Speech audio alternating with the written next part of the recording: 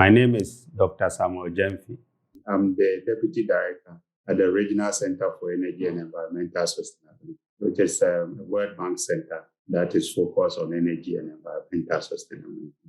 Our project focuses on gender analysis, gender gaps, and gender-differentiated opportunities and constraints in energy access in remote communities in Ghana. We put 2 students on the project. One of them is an MSc student who is working on productive use of energy in these island communities. And we also have a PhD student who is also working on an intersectional study of gender and the productive use of electricity in lakeside communities along the Volta Lake. In Ghana, energy access is not a big challenge compared to our neighbors. We have access rate of about 86%. The rest, 40% that is left, it's not that we do not have capacity to connect them to the grid. But the challenge is that these communities are mostly in the island communities where it is very, very difficult to extend the grid. So these island communities are mostly without power. Where they are, they have challenge not only with power, but also challenge with other things that comes along with power. So if you don't have power, you can do very little. We want to have a framework based on which these communities can have access to power. And so we thought that if we are able to get information when it comes to the communities, the gender, men and women, the vulnerable in these communities, and how their challenges are, and the strategies that we can use to get data so that we have very deep knowledge about their behavior and their challenges, their programs, and how do we empower them, to be able to have the opportunity to also engage the central government and even the local government to see how their programs can be addressed in a much a better way. We've been to the field for data collection after we had developed a questionnaire which was vetted and tested, and then we went to the field for data collection. These communities are very difficult to assess, and so in terms of strategy to assess them, because you will need a boat to be able to go from one community to the other. So we did all that. Because we've been working on this island for quite some time, we have developed some kind of relationship with them. So that is what we were doing, building capacity throughout the country, this project, and also helping the island communities and coming up also with maintenance strategies and maintenance protocols to help sustain energy delivery in these island communities that are very, very difficult to assess. My dream is to have this project sustained and to be able to use the information that we get from these island communities to be able to influence policy. We are learning new things every day, and for me, it's an opportunity to see how we can, communicate and collaborate and solve existing problems.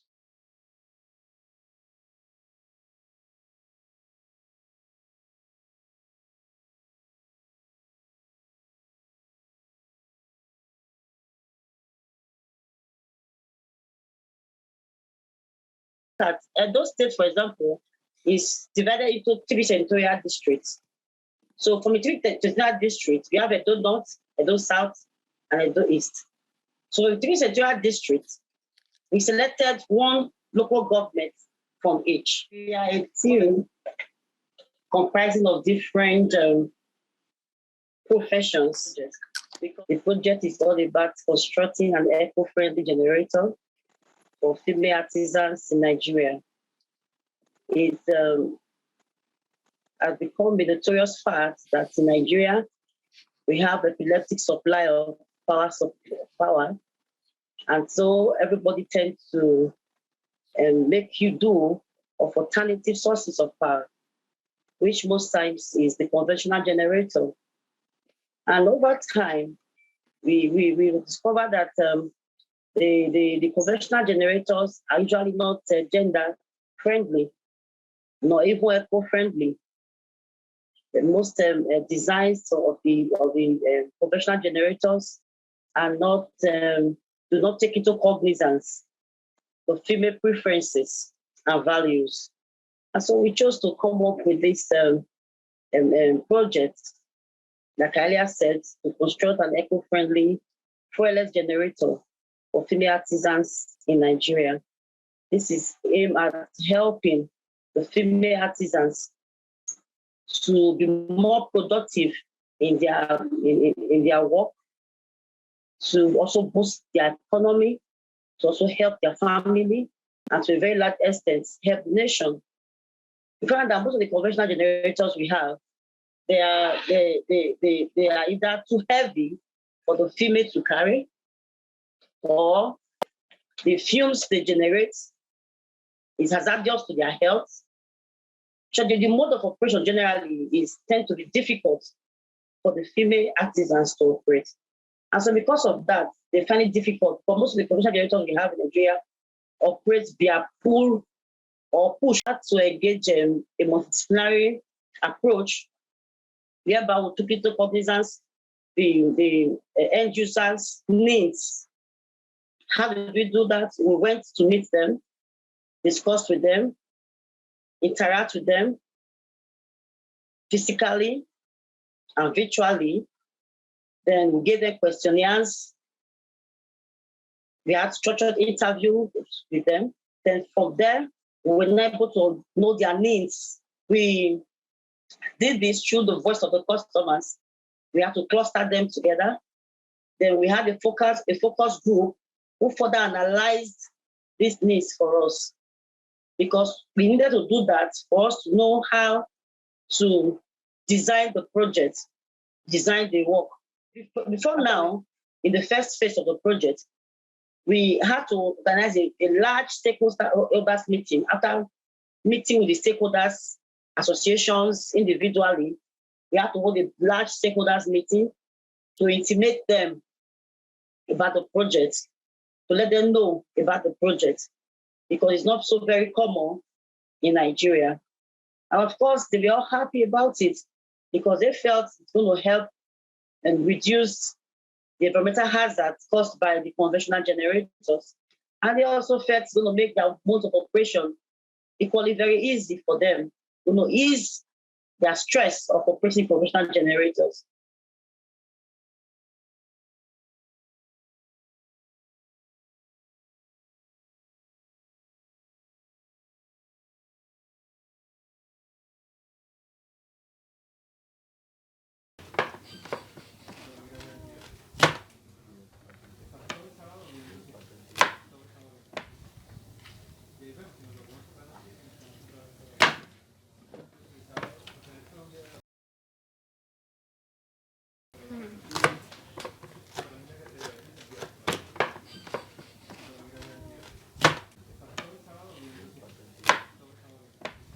Este barrio es un barrio obrero, el segundo barrio fundado en Bogotá, uno de los barrios más antiguos. Entonces digamos que tiene una tradición también de traer gente de otras ciudades que han venido pues desplazados, algunos desplazados por la violencia. Conocimos un grupo de mujeres que venía organizándose ahí en el barrio Belén, y que dijimos, pues, estas son las mujeres con las que podríamos trabajar. Ellas vienen consolidándose hace como 2 años de manera formal como un círculo de mujeres, lideresas sociales, y hacen como encuentros de mujeres para mujeres, como en esta necesidad de pensar nuestro rol como mujeres en la sociedad y concretamente en este barrio. A ver, empezó porque el año pasado convocaron para un grupo focal con un tema sobre las necesidades que habían en el barrio, que tenían las mujeres. Entonces se acabó esa reunión del grupo focal, hicimos la actividad a la que nos invitaron y luego dijimos que sería bonito que no quedara ahí solo la reunión de mujeres, que nos empezáramos a reunir más seguido. Y ahí empezamos con el círculo de mujeres. Nos demoramos un poquito en ponerle el nombre de Aisha fue ya un poquito después.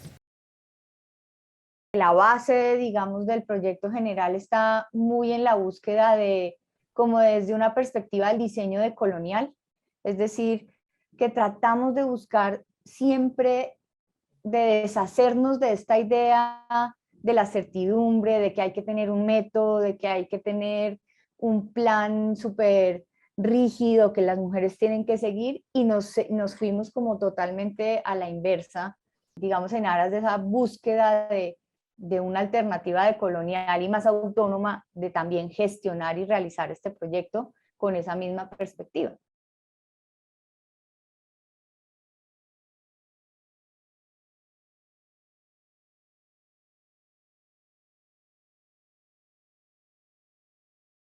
Ellas estaban con realmente la necesidad de pensar esto a largo plazo, una cocina que no solamente les ayude aquí en este proyecto, en el entorno, sino que una cocina con todas las normas técnicas, para que ellas luego no tengan problema para vender sus productos, para recibir gente allí.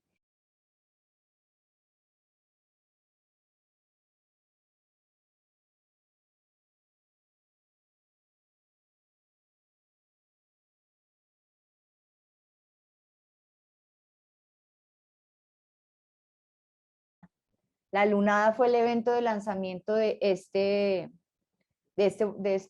femincid, lo estamos llamando ahora. En este están las primeras definiciones de esas conceptualizaciones de qué es la autonomía. Algunos de los habitantes del barrio hablando en torno al proyecto, qué perspectivas le ven, la huerta comunitaria, cómo puede potenciarlos como comunidad del barrio.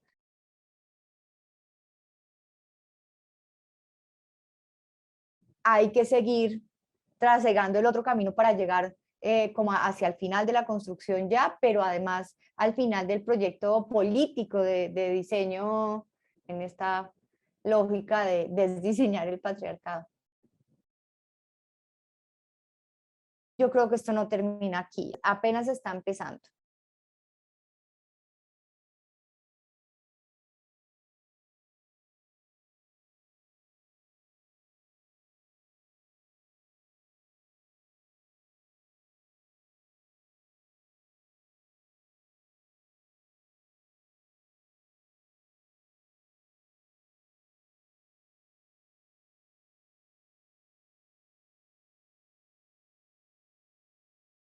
Nosotros nos sentamos a ver este problema, veíamos lo difícil que es nuestra ciudad, o sea, lo que es nuestro entorno urbano.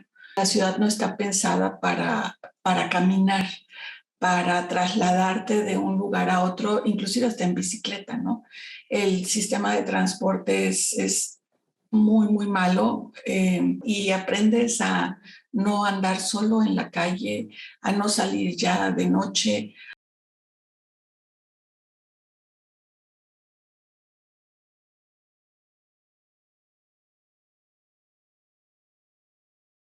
Las grandes campañas masivas que se generan no tienen un seguimiento para saber a quién llegó, a cuántos llegó, de qué forma llegó y qué fue lo que exactamente le impactó. Entonces, volvemos al mismo punto, ¿no? Se invierte muchísimo dinero que no sabes cuál fue el resultado de ese. A diferencia, cuando hacemos un proyecto de investigación más en la parte académica, es posible que no lleguemos tan masivamente. Es posible que solamente nos quedemos en el prototipo. Pero, ¿cuál es la diferencia? Que sí, que desde que se diseña el proyecto, ya estás pensando en cómo lo vas a medir y cómo vas a evaluar su impacto.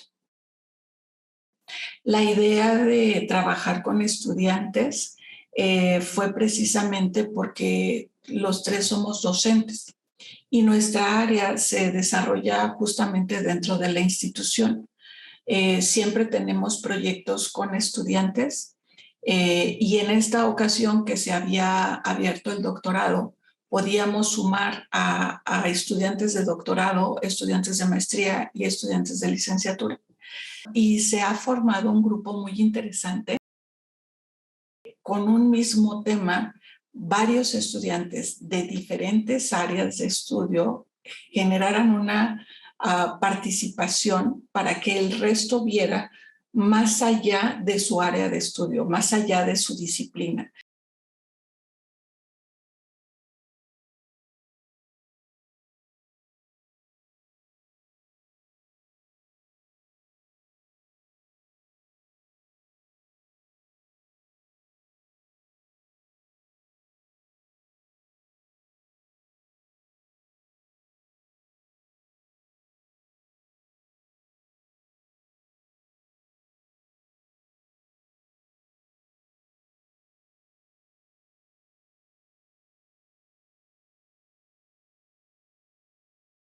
La sociedad tiene muy claro cuál es el rol de un médico, tiene muy claro cuál es el rol de un abogado, cuál es el rol de un arquitecto, pero no tiene claro cuál es el rol de un diseñador. Y al haber tantas definiciones sobre el diseño, tantos conceptos, entre que a veces se difumina la palabra entre si es un verbo, si es una acción, si es una licenciatura, si es una disciplina, el entender que el diseño puede hacer más que revestir productos o generar necesidades de compra. Si se puede hacer eso, entonces tiene el alcance también de poder cambiar formas de pensar, formas de trabajar, formas de hacer. Se sorprenden de, oye, podemos hacer todo eso y ver que se abre un panorama tan amplio.